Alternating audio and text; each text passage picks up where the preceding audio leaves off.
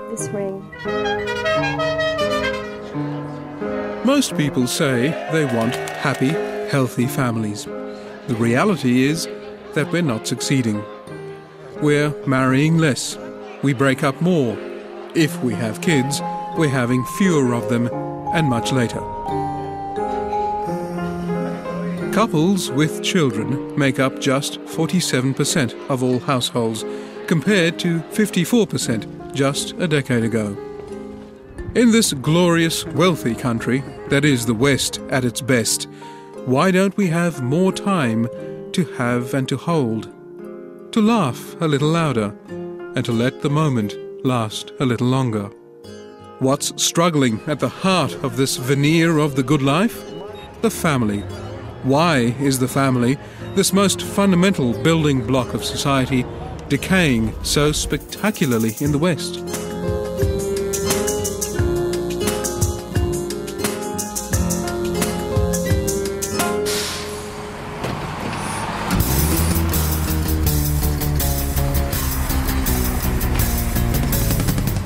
My name's Jocelyn. I live by myself in the inner city, Sydney, and I'm single.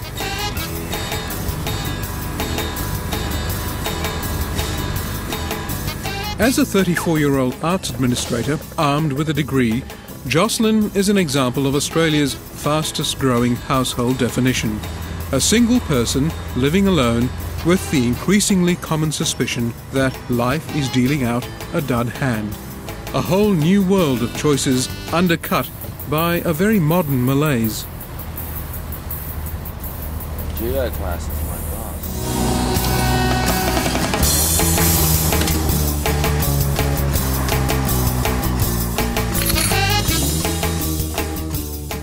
Yes, I've been to lots of weddings, particularly in the last few years. Everyone seems to be getting married.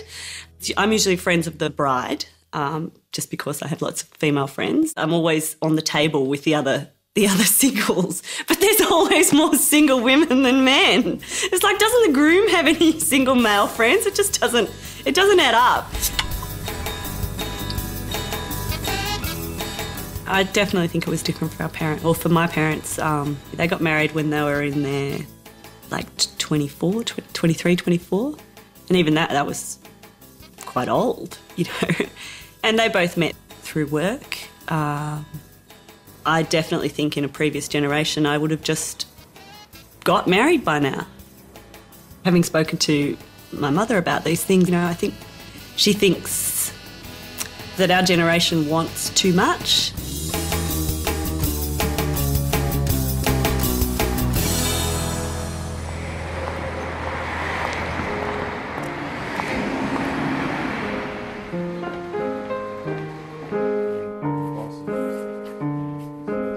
I got married when I was young. Just met the right man, thought I'd snap him up while he came by. We had 3 gorgeous, gorgeous children and lived a fairly idyllic life, really. All up, we were together for 22 years, and I'd say, in all honesty, the first 14 or 15 of those years were fairly happy. Just enjoyed a good solid family time.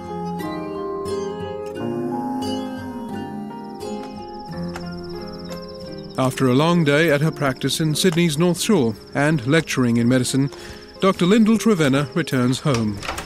She scored the dream family life early and was poised to live happily ever after. I don't know what happened around the 15-year mark, and I still don't know. And I think my ex-husband probably wouldn't be able to tell you what happened either. But my guess is that there was a gradual trend towards being seduced by materialism, by the job, and a culture in the corporate world which seemed to indicate that, drinks after work and extramarital relationships were fine and everybody did it, so you can have it too. And unfortunately, the repercussions of that were just far too great. We may be spirits in a material world, but we still like to share our consumption with someone close. And they don't come any closer than family. Love 'em or hate 'em, family is all we've got. Honey chicken or satay chicken? Honey chicken. The reality is that research is showing that we do better when we are in partnerships or in satisfying relationships, at least of some kind, and that as humans we seem to have a need to feel connected to and a sense of belonging with others. When I grew up in Asia, family was, and still is, what life is all about.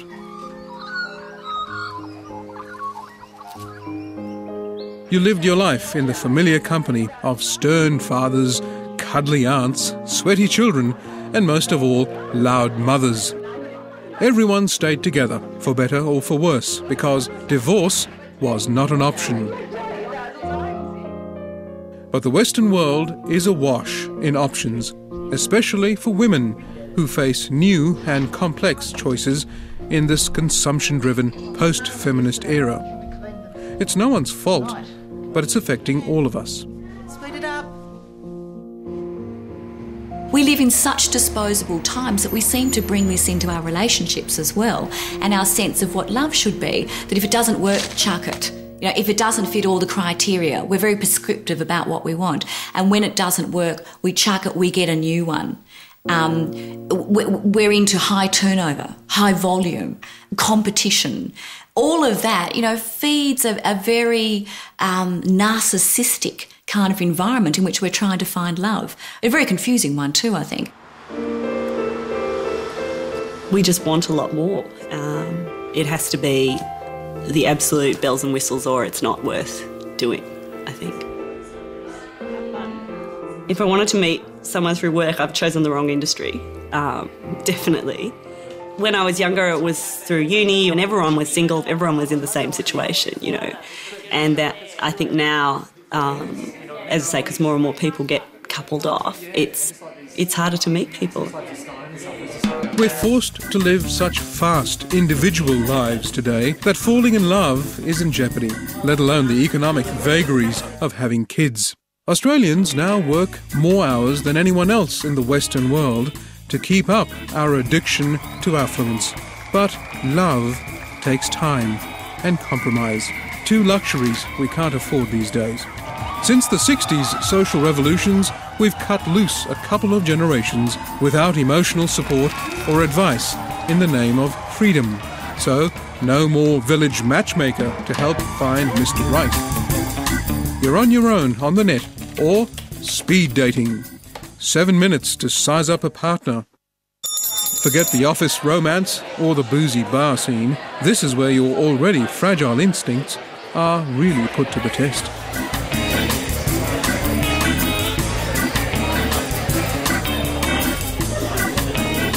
The majority of our database are women between the age of 30 to 32.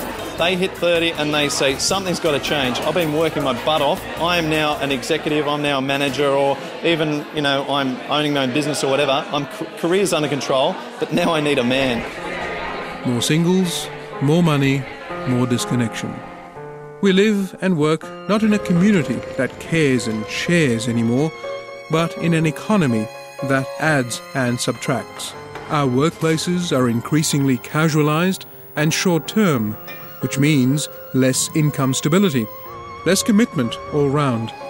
We're lectured daily that our Rolls-Royce Western economy needs a more flexible workforce to keep us competitive. Unfortunately, that flexibility now infects our personal relationships. Liquid love worries me. Liquid love is what we flow along and dip into and dip out of, but we don't want it to consolidate. We don't want the love to become solid because it will then ground us and possibly trap us. It's like the semi-detached couple. You're kind of in a relationship when it suits you, but kind of not when it doesn't.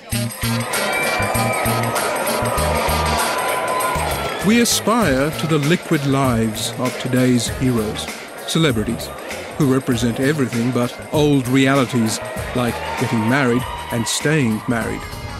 Even new realities are struggling to stay true. After 30 years, Feminism has delivered a fair go for women, but has feminism failed the family?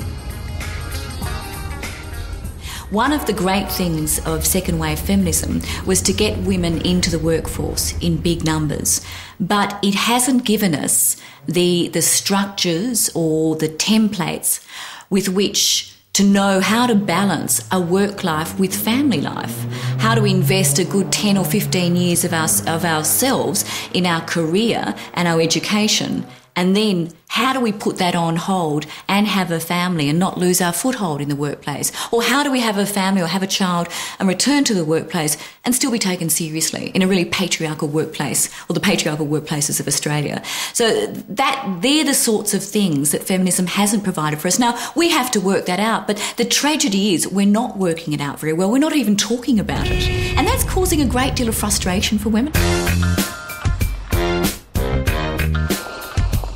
Frustration and also broken dreams. It's the "you can have it all" con that demands we be independent, financially and emotionally, or you're a failure.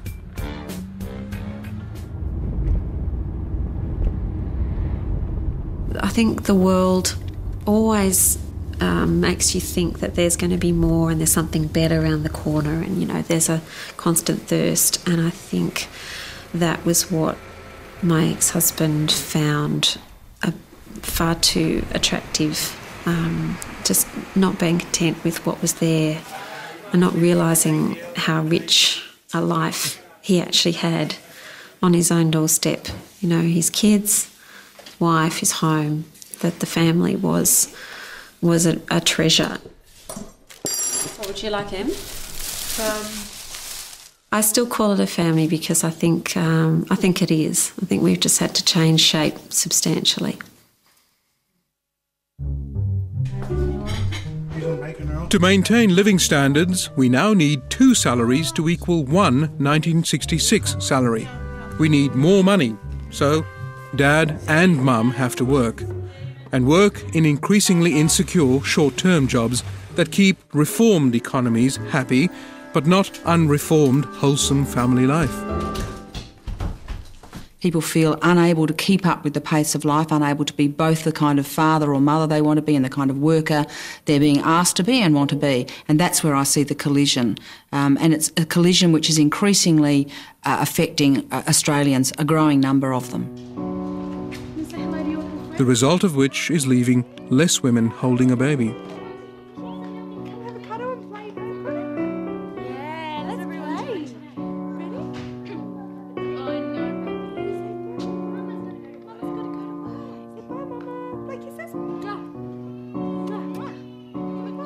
Choice is a really interesting word when it comes to women. And let's face it, I mean, the biggest identity a woman will have eventually is as either mother or non-mother. So when women make a choice to be a mother, or in fact not to be a mother, and then perhaps down the track maybe even regret that, whatever choice we make, it will be thrown back at us as, oh well, you've made your choice. You have been able to feast from a smorgasbord of choices that have never been available to women of past generations. So you've made your choice, now you live with it. Now, that's where choice can actually be a little bit of a poisonous thing. Why are we doing this to ourselves? Because we're spoilt for choice. We're desperate and clueless. What we have, we discard. Divorce, the soiled trophy of Western liberalism. I think the pressures on husband and wife are a bit different in many ways than they were. I think one of the more significant differences was the increasing amount of time people had to spend apart from their children. I think that itself carried with it a degree of problem so far as the maintenance of a family was concerned. Of course, the other feature was that quite often there was a great increase in the number of children who were born outside wedlock, which is sometimes overlooked, but it's been very significant. And you then get the sort of family breakdown problems of serial fathers and one mother and that sort of thing, which we didn't encounter very much or as much in the earlier stages. But biology has a use-by date, and so do our emotions. Who's in charge here? Are there any rules left? Any discipline? This is life in the West today. We're just slaves on an economic treadmill that measures success not in terms of endearment, but in hard materialism. All we do is work all day and into the weekend, just to keep up with a bewildering market offering righteous self-indulgence now, over and above the family, the main reason for yesterday, today, and tomorrow. The result of construing the self as kind of independent and separate from others, and the evidence suggests men tend to do this more than women, does mean that we're more likely to feel isolated and lonely, even in company, even in the bosom of the family, you get this effect. And now, sailing the uncharted waters of globalization, we're more mobile with our careers and therefore have less opportunity to establish a local network. When we do, we're less inclined to talk to the neighbours, which is a bit sad in this suburban culture. And saddest of all, we're taking our children down into this mire of meaninglessness. I have never seen a more lost generation of kids. It's almost like the spark of God is lost within them. There's a hollow shell. They're always listening to their iPods. They don't even want to talk to their parents. They just want to be left alone in their rooms.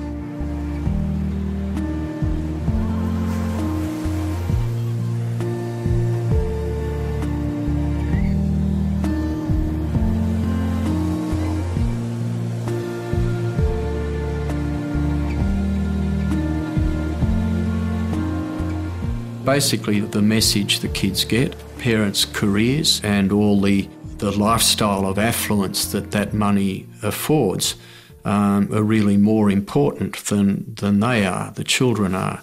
And, this actually then can lead to sort of directly to problems of feeling not loved, but one of the consequences that they in turn, feel that they have to achieve and keep achieving at a very high level in order to feel good about themselves and to earn their parents' love.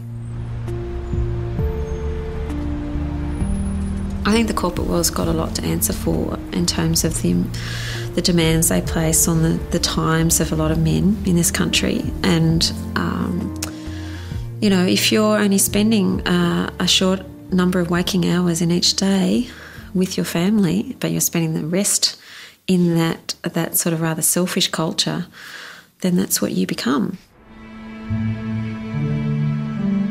The stereotypical Australian father was stoic, silent and strong. They have softened to a point of confusion about their roles and worth.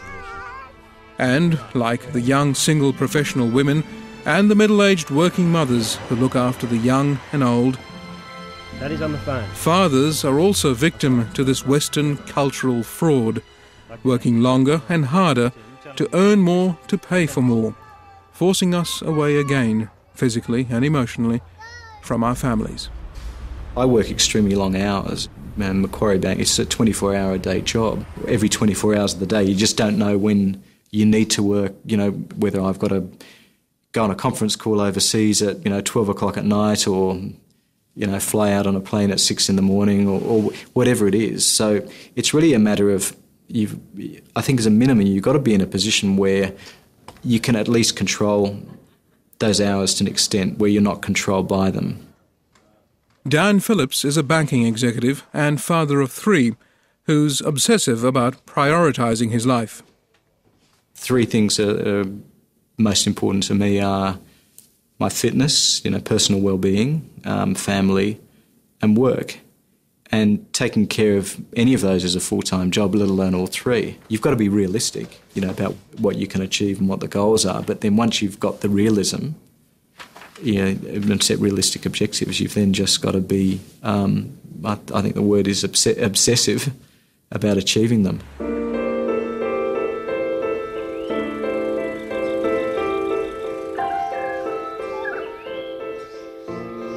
The Pathways Foundation, based in Queensland, was developed by men interested and concerned about the health and well-being of boys and young men in Australia. In an era of time is money, Pathways encourages fathers to unplug and get away from their high-powered offices to reconnect with their sons. Oh no, we have to get that hoop-like shit. What does it say? We have to get one of the hoop-y things. Yeah. Goes across the front, I think. Okay. What we're finding is that so many men are overwhelmed by the responsibilities of work, and that when they're not working with mobile phones and other commitments, what tends to happen is they get very little time with their families. So the main thrust of our program is around encouraging men to look to find that balance where family is important, family is a priority, but they can also provide for them and have a job and have a career. That's it. And you can hang on to Nigel's head if you like. Trouble is, we may all have to become merchant bankers to pay for our accumulating lifestyles. When did we allow play to become so structured and artificial, so removed from home? I would hope that in 5 years, certainly in 10 years, the demands will be different.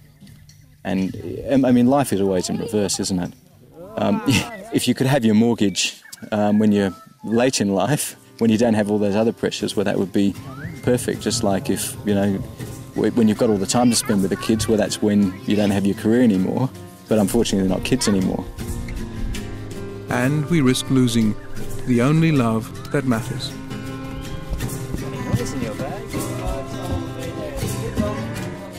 Playwright and Nobel laureate George Bernard Shaw was asked towards the end of his illustrious life what he thought was his greatest achievement.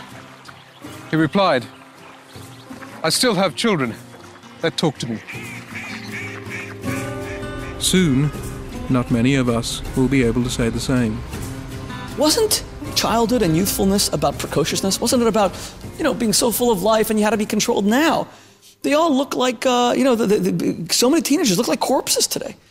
There's just no life in them. And the only time they come to life is when it comes to rowdy behavior. If they want to binge drink, they suddenly come to life. But in class and school, the curiosity is lost. They don't even want to know anything. It's not just that they're ignorant. It's not just that they don't read books. It's that they're not curious. They have no desire to lift the hood and see what engine is underneath there that makes it all tick.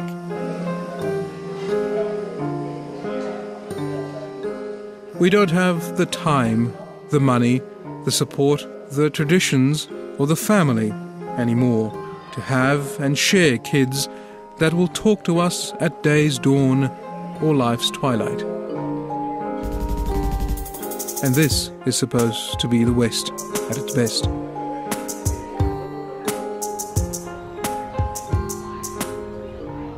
The advantages of being single.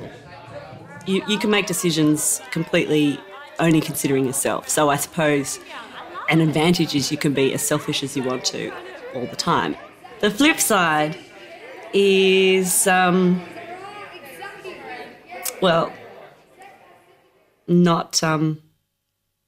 having someone to be close to all the time. Not knowing whether you're going to have kids.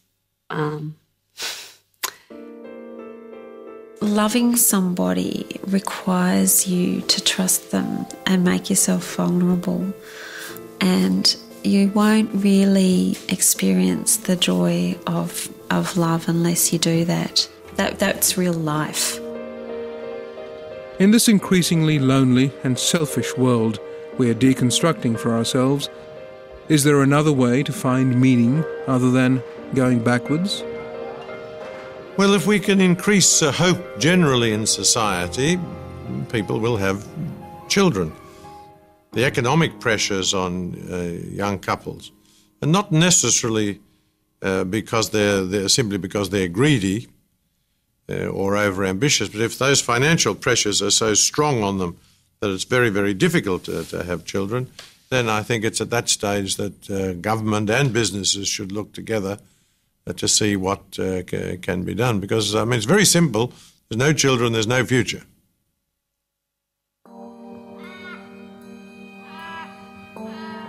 That secular society and secular culture has had a huge effect on eroding not only our sense of being able to trust traditions, but even our belief in the metaphysical order or our belief in a theistic God.